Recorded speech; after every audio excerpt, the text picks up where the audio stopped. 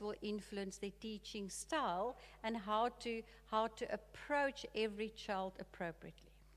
Okay, so let's have a look at some examples. Next one. So the side of the brain dominant, and I'm not going to read what's on the slide, I'm going to explain it in a simple way. So if, for example, your child is left brain dominant, okay, so we can either be left or right brain. So if your child is left brain dominant, it means a child that such would like routine. They would like predictability. They would like to know exactly what is expected of them. So that helps the teacher or you as a parent maybe to know that your child needs consistency. They need a routine at home of what time they need to do homework, what time they need to bath, what time is dinner. Because left brain children stress or get frustrated or unsure if there's not clarity. For example then, when we get to high school and your left brain child needs to decide on a job to do one day, surely we'll recommend careers where there's structure, where there's a step 1, a step 2, a step 3.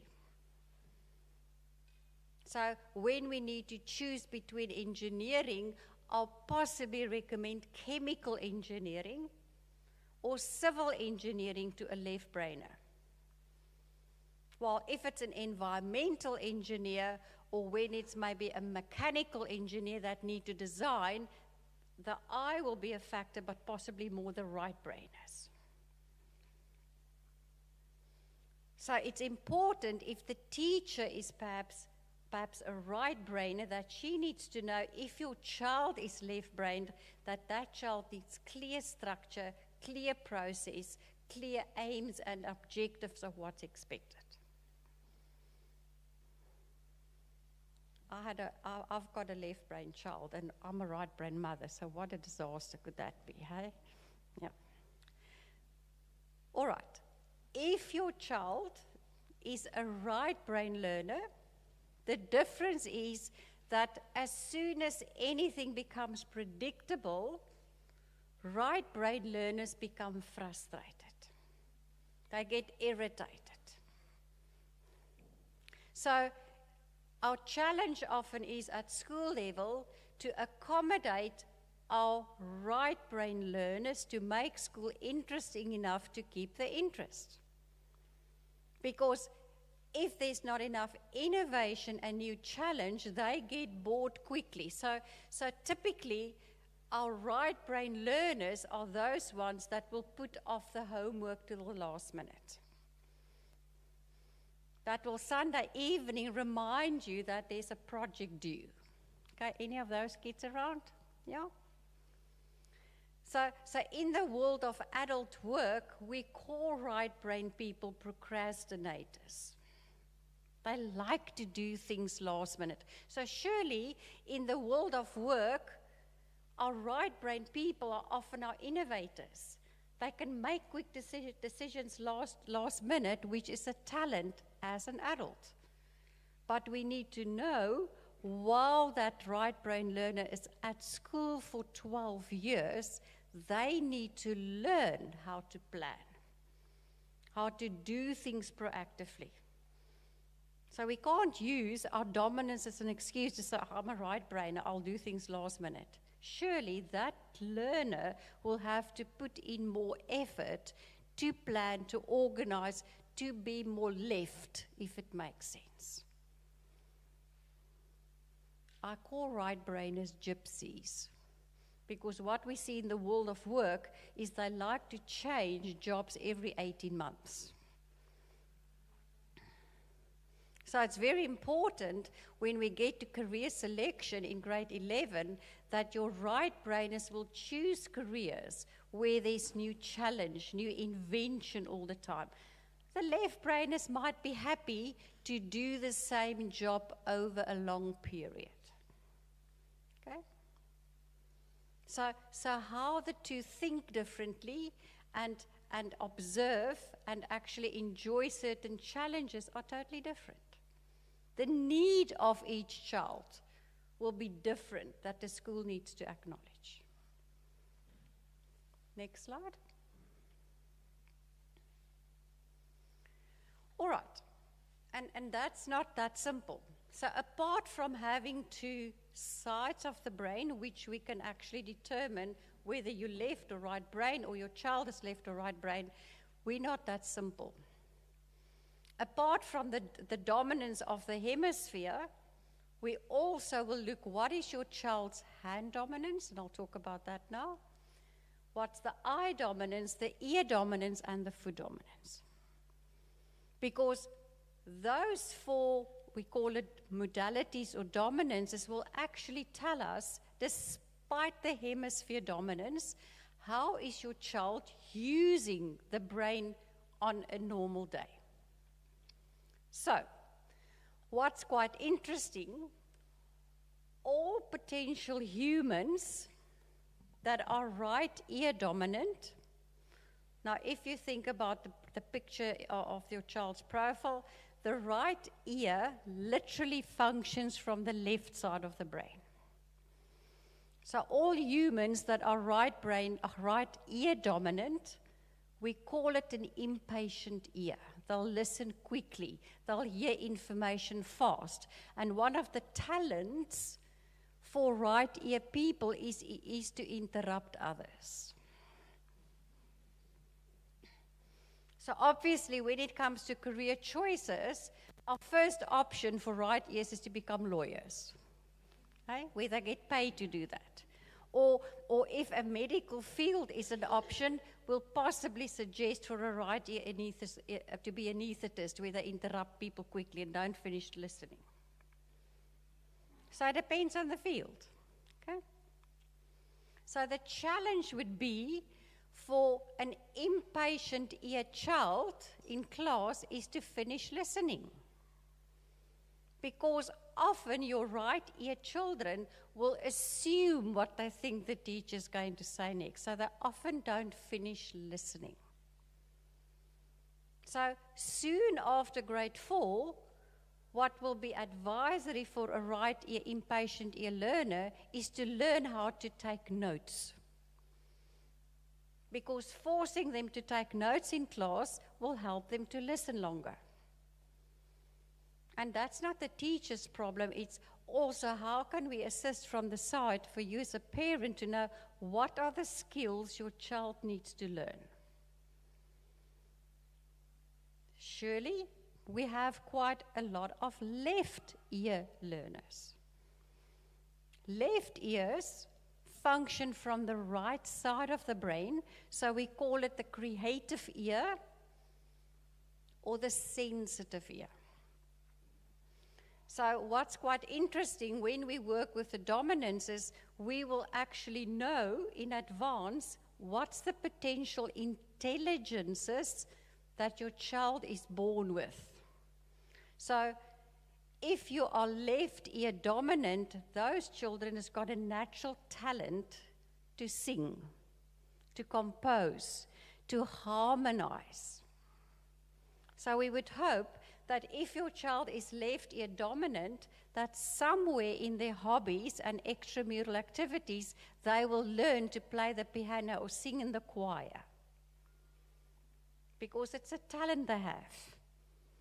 The impatient ear, right ears need to sing alone because they can't harmonize that well. Okay? So the difference is obvious. What's very important when it comes to left ear learners, we call it the sensitive ear. They're sensitive for two very important things. First of all, noise. So it's important, if your child is a left ear dominant learner, that we place them in class where they sit close enough to the teacher to hear better. I'm not going to put a left ear learner that's sensitive to noise at the back of the class. So you'll see in the reports that we also look at seating arrangement, where we place the learners in class according to their dominance, that they can listen better. Because there's a big difference between listening and hearing again. Your child might listen, but they don't necessarily hear. So one of our big problems nowadays in the world of technology is a lot of children we find are passively deaf.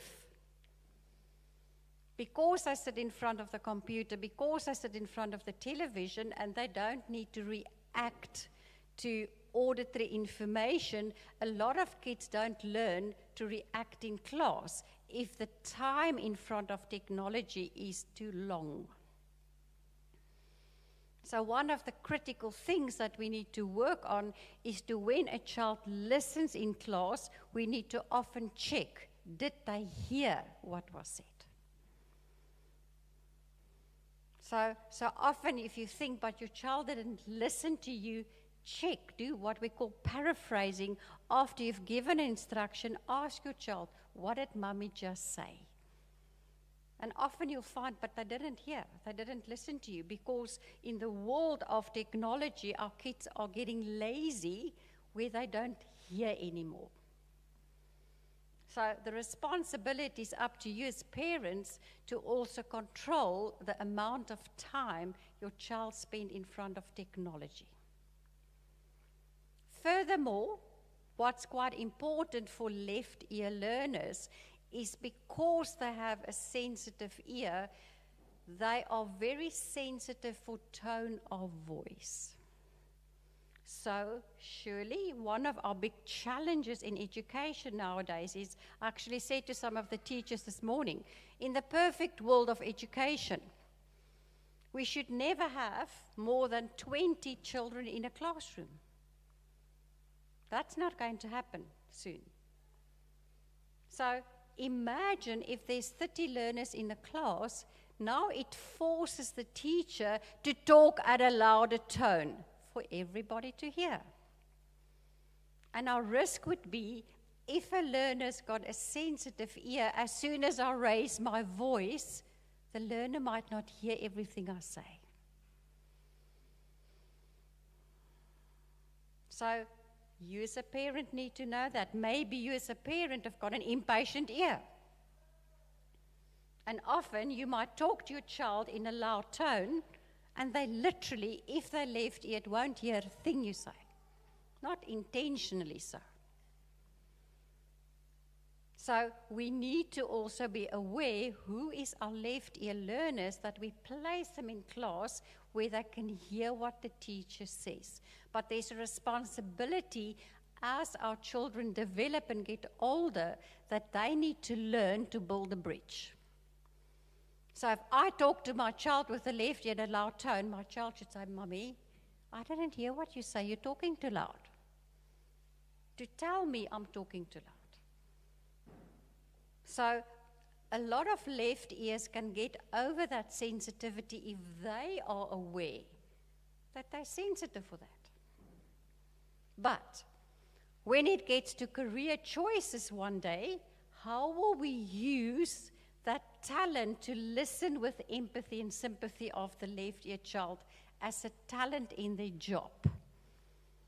So we'll make them the nurses.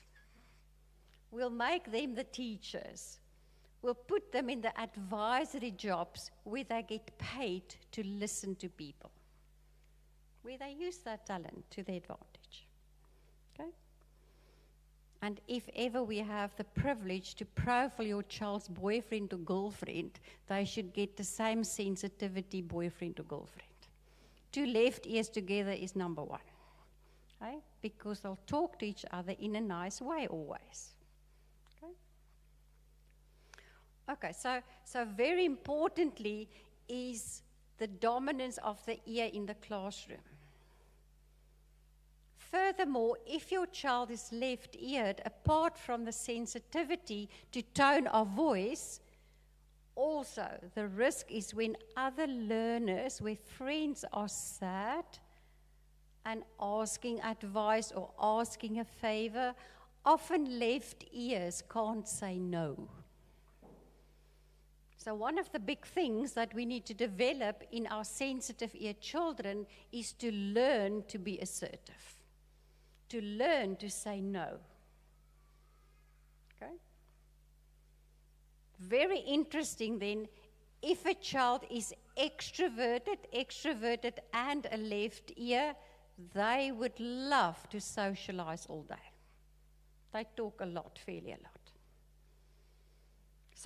So often in class, we need to be aware that we don't put 3 left ears together, extroverted, because the teacher will have a battle to keep them silent. So we need to put them separate. I often find in companies, I was at a company this week where there was 300 people in one open door office space, 300. And a fair bit of them were ladies with left ears. So they socialize all day, hey? And when I put them apart, well, I find them in the tea room. So you need to be aware, if you perhaps a left-ear parent, that other people don't steal your time during the week or the day to get advice. It applies to you as well. Okay. Let's have a look at the next one, the eye.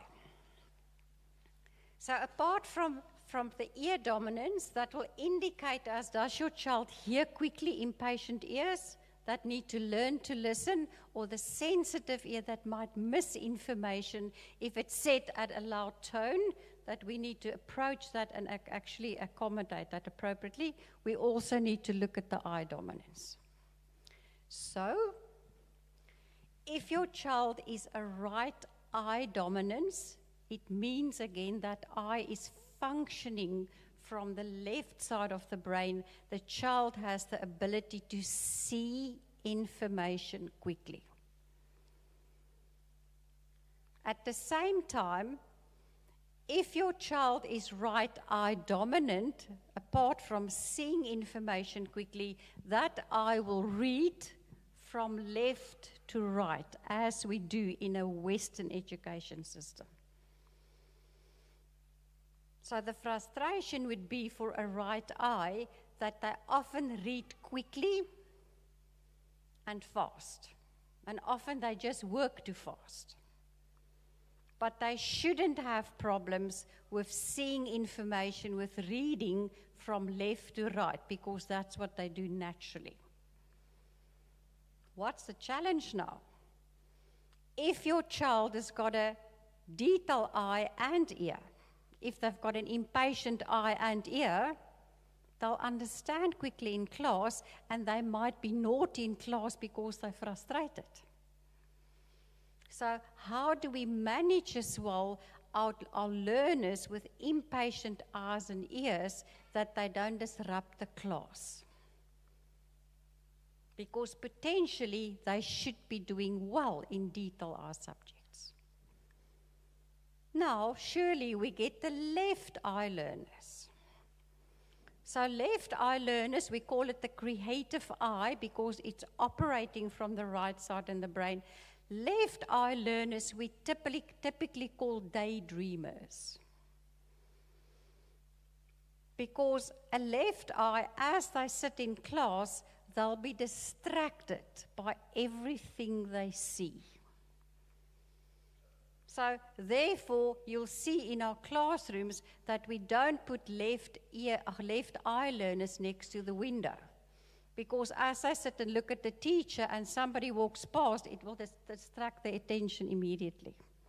So it's very important where we put them in class that they're not visually distracted by what's happening outside. Madam, you had a question? Not? No, I thought you had a question. So left eye learners, so you as a parent need to be very aware if your child is a left eye, where they actually study at home. Not in front of the window, not in the TV room, so not in a space where there's a lot of visual distractions. How they need to manage that. So very important for our left eyes is also to learn note-taking very early in life, that they can look down and listen better.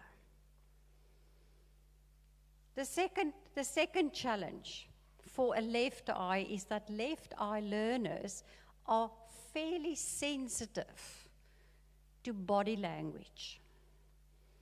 So the problem is, if you as a parent look angry and your child is a left eye, they won't hear a word you say. Because a left eye will hear what they see. So when we need to reprimand left eyes, you need to tell your child, close your eye. Close your eyes. And then you need to tell them what you want them to hear. Because while you're looking upset, they'll be distracted by your body language and they won't hear what you say actually. So surely when our learners or children are left-eyed, they need to learn from a very young age that they need to say what they see. Am I seeing correctly, Mummy? You look angry. No, my darling, I'm just tired. Because our risk for our left eyes is they are sensitive for others that look sad, that look upset. So you would hope that if your daughter's older, that she's got a left-eye boyfriend. Because every time that she looks upset, he'll buy her flowers, hey?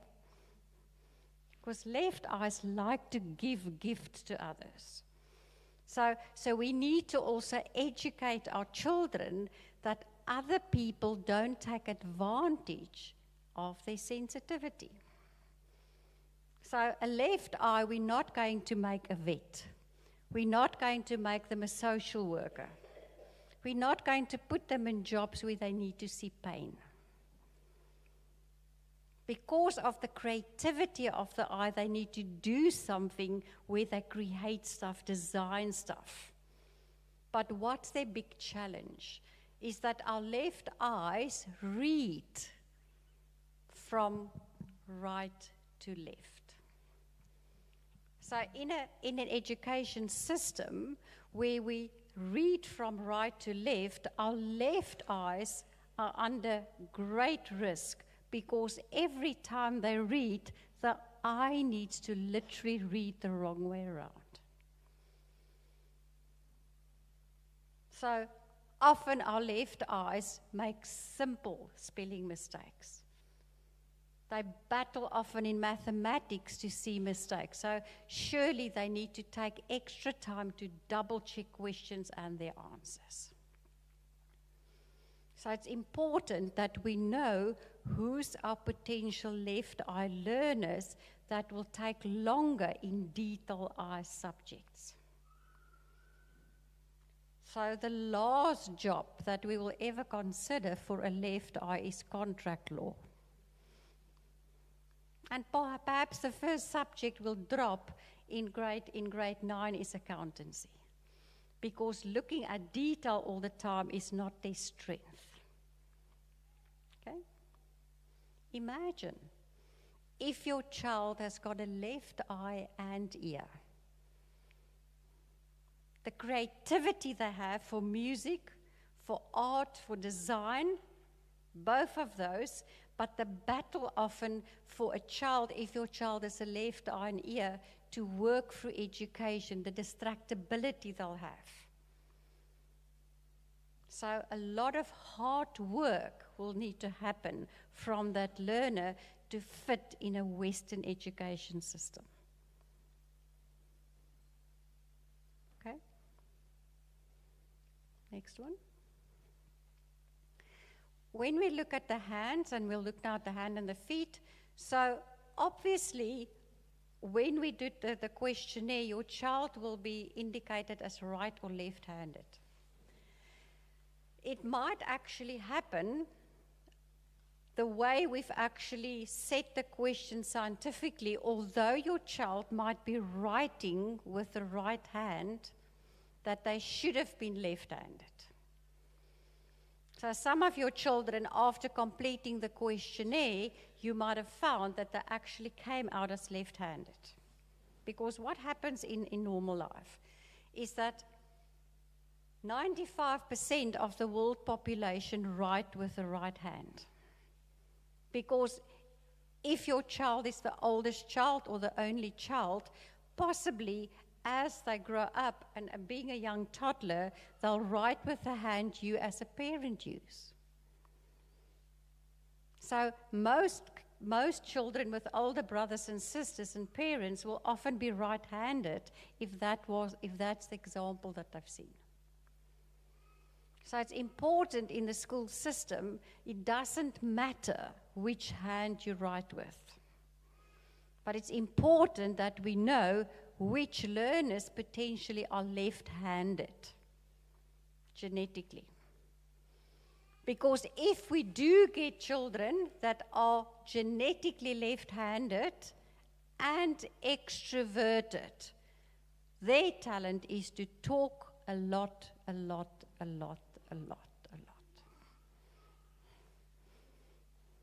Go and check out how many actors and actresses are left-handed genetically. They talk for a living. So it's important to know if your child is left-handed, left-eared, they've got a great talent to socialize, to influence people, to motivate people. But their challenge is going to be not to be in trouble for talking too much in class. But how do you need as a parent to select hobbies and extramural activities where that talent will be used? So we would like to see our left-hand children doing speeches and poetry and talking in front of people. I'm definitely not going to suggest for a left-handed learner that's extroverted a laboratory job one day where they don't have contact with people. Now, the handedness is also important when we look at sport. So if your child is right-handed, it will mean they'll have a good grip and accuracy for sport. If it's a left-handed learner, they'll have a flexible hand to change hand direction. So your tennis players, your hockey players, where there need to be a flexibility in hand. Very important also, the learners that are left-handed genetically will also want to change how they do things all the time.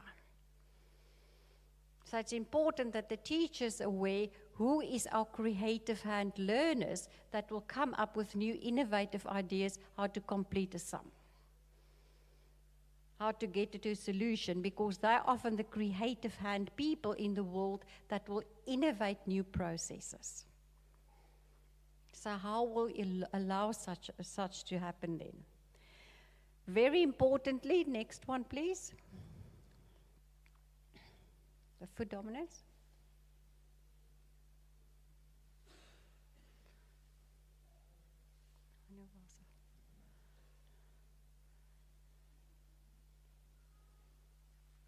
Sorry, we're just waiting for the next slide. Foot dominance. Okay. The foot dominance is very important also in a school situation, because if you have a right foot learner, it means that they'll sit straight in a chair.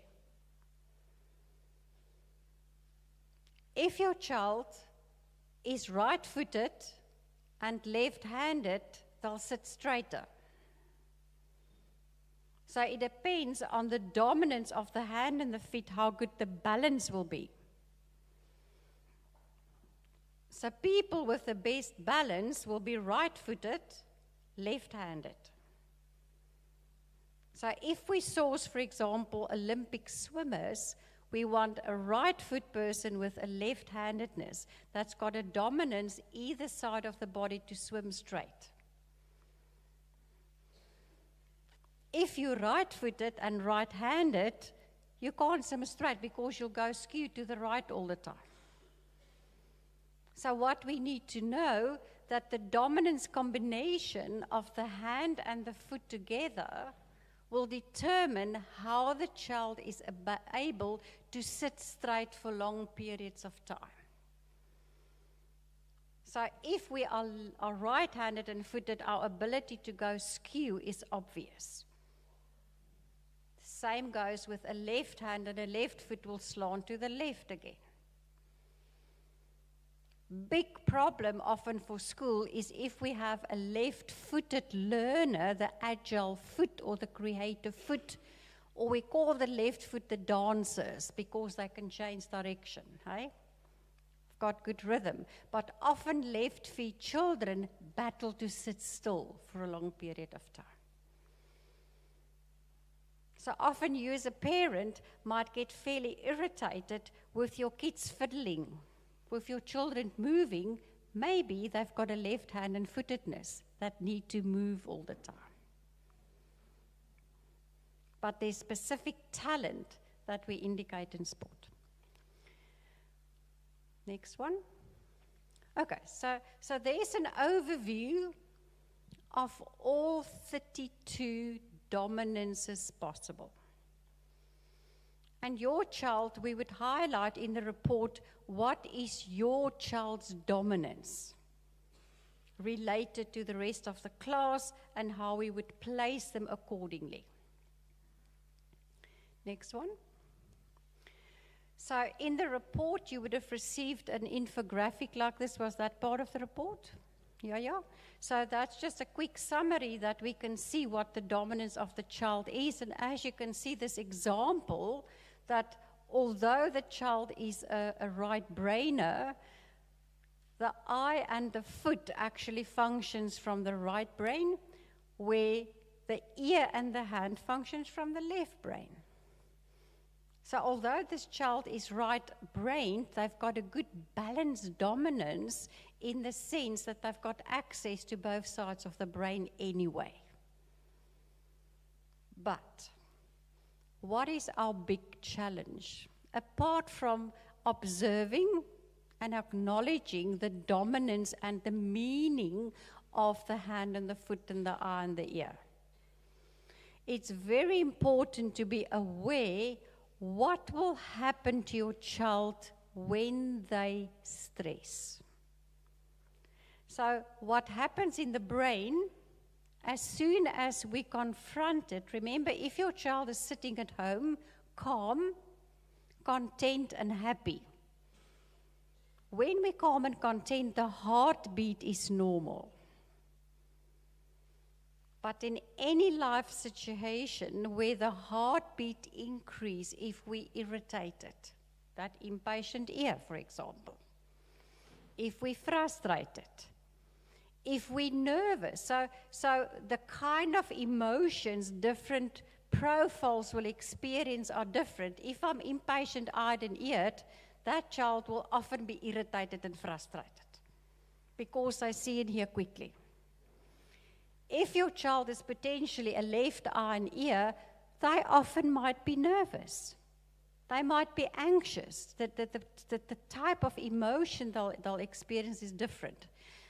The rule in the brain is as soon as the heartbeat increase, whether I'm nervous, irritated, frustrated, the non-dominant side of the brain will start switching off to protect its own information. So in this case, with this profile, the left side of the brain will switch off in stress. So the risk would be for this learner that when they're nervous in an examination, their speed of accessing information on the left side of the brain is slower. So it's very important that when we get towards grade 4 in examinations and tests, that this learner will know how to access information from that hemisphere again. So in due course, when we offer information sessions for you as parents to attend, and it won't be all in person, it might be virtual, where we teach this child how to remember information. That when that left side switches off, how can they access the information again? Please attend. Because when it comes to study skills and learning, you as a parent need to assist at home. Because this learner need actually techniques that when they get nervous, how can they manage their heartbeat to go back to normal, and what are the tricks they'll need to access information again from the left hemisphere. So obviously, if your child is left-brained, their right side of the brain will go into stress first. So either way, we need to know what that will mean on a practical level in an exam situation. What kind of questions and what type of questions this learner might battle with in an examination. What's the bigger problem here? Apart from the side of the brain that switches off, we need to see what's the consequence. So in the report, you'll see that picture. So for this learner, if the right brain switches off, it will also switch off the ear, because the ear works from the left side. So a learner with a profile like this might, when they get nervous, not hear, literally not hear. So that will impact a great deal on their ability to listen in class. Furthermore, if it's this learner, the hand dominance, the hand is affected in stress, meaning their speed of working, literally the speed of writing. The hand also alludes to the ability to talk. So the ability to communicate, to speak, is slower in stress. And I know there's some of you as parents where your child will be fully blocked in stress, where they might not see, they might not hear, they might not be able to do. The foot dominance will allude to the ability to take a decision, to make a plan, to problem solve. So the more blockages a child has, potentially, the more work needs to be done to help that learner to be on track with the requirements of school. Those are that lucky that don't have any blockages will do better, because they've got less risk, they've got less challenges. And that's why it's easy when it comes to selection of candidates for sport and certain activities that it's easy now to select them appropriately. Okay, next slide, thank you. So we are very adamant that we believe it's a birthright that we understand what is the dominance of your child before they even enter education.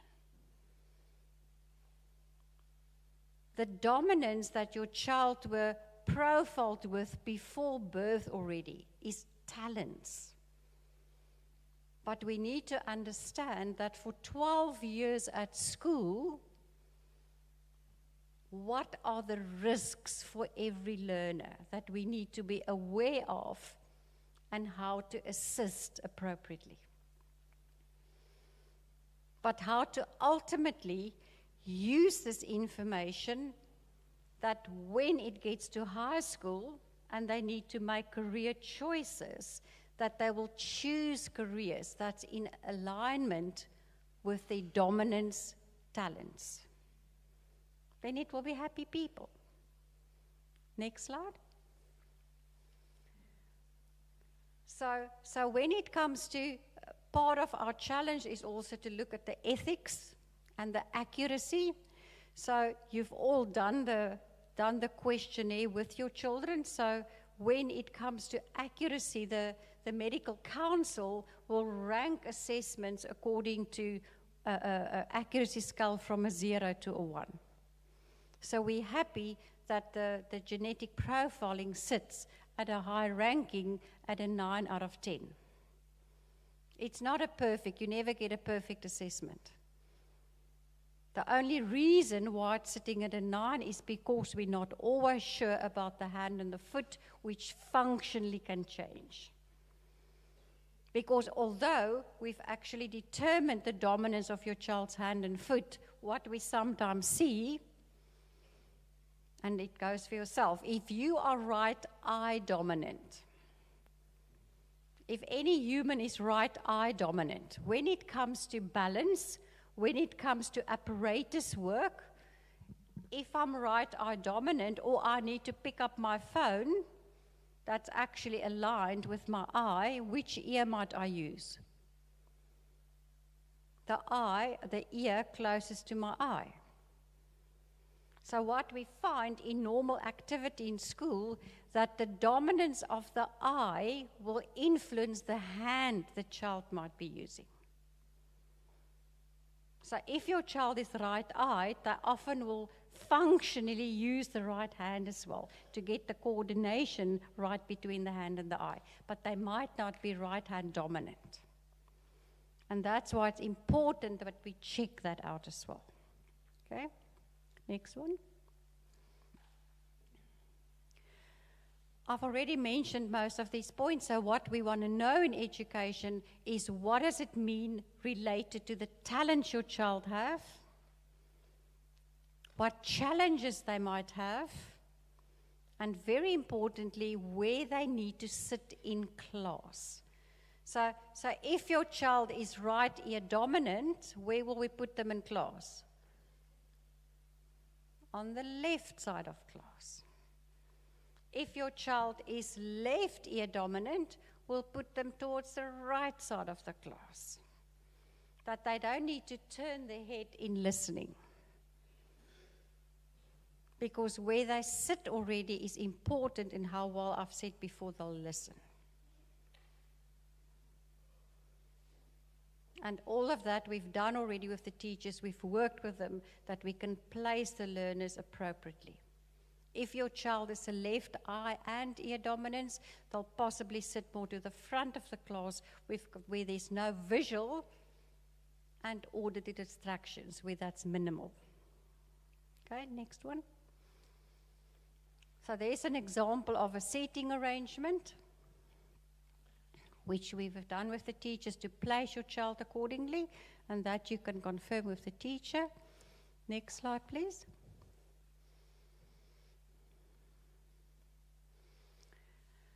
The main purpose of the profiles is not to look at sport at this stage, but in the report you'll see some reference where we actually indicate when your child needs to make some choices related to sport, that they actually consider the profile as well. So go and check which of your children's got natural balance, if they're right-handed, left-handed, the flexible hand, etc. What we, for example, find is that often your sensitive left eye learners don't necessarily like contact sport. They don't like to hurt somebody else. So if it's rugby, they don't like to tackle. If it's judo, they don't like to kick somebody else. So often they would like sport like tennis or something where there's not connection. Okay? Next one. It's not relevant at the moment, but surely we look at the profiles also eventually for a child in the world of work, and sometimes we recommend for you as a parent to possibly look at your profile. Imagine that couple at the top there. Total opposites. Say, for example, mom is a left brainer and dad is a right brainer. How that will impact the family. or vice versa. Or if mum is a right eye and dad is a left eye. So the parent with the detail eye will be more strict. The parent with a left eye will be softer, will be kinder. So what's very important is that imagine if you're a parent with an impatient eye and ear. Okay? Your children will be like little military soldiers, which is a good thing in the military. Okay? So we often don't realize how unconsciously our profiles as parents will influence our parenting style, which is a good thing. But we also need to know where it's putting us at risk as well. Because one of the most difficult things to be a parent is to be strong and strict and consistent. Because kids are smart. If you change the rules once, they'll take advantage of that. So it's also to know about what's best for your child, but how also to accommodate their sensitivities appropriately. Next one, I think that's the end of it. So it's absolutely our privilege to have profiled your learner, your child. So if there's any questions, the teachers are familiar with the process, and this will be an ongoing process to assist your child going further from grade 1 till they finish grade 8 and hopefully beyond.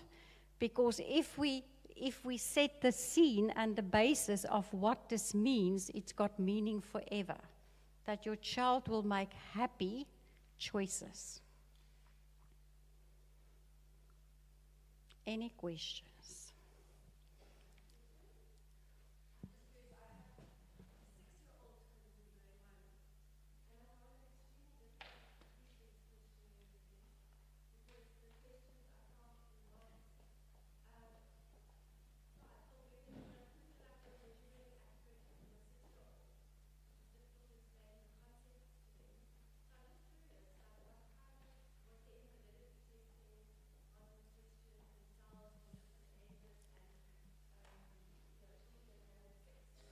Yeah, see the purpose of the questionnaire is according to the birth date of the learner, the questions will be generated.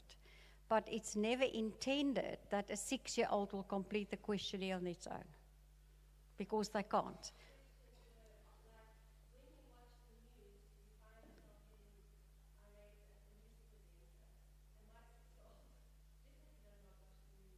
Yeah. But that shouldn't be in the child questionnaire. So that will be related to watching TV series where there's violence or stuff. We just need to check that, because according...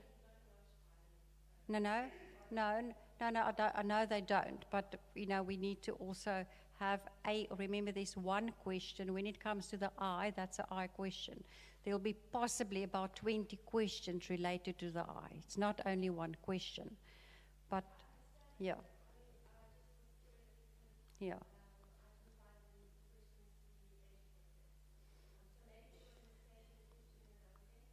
Yeah.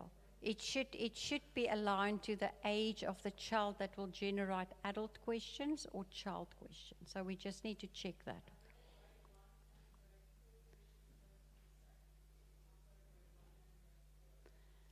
They should be similar, yeah. It's only from grade 9 that the statements are becoming more adult statements. So we just need to look at as the birth date and what questions was generated, because it should be child questions. Any other questions?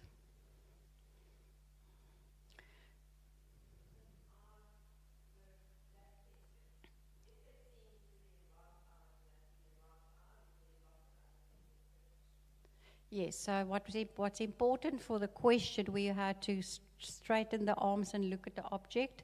It's very important with that question that the arms were kept straight. Because as soon as you bend the hands, it might go to the eye that the child functionally uses. So the precondition is that question must be done with straight arms with the learner.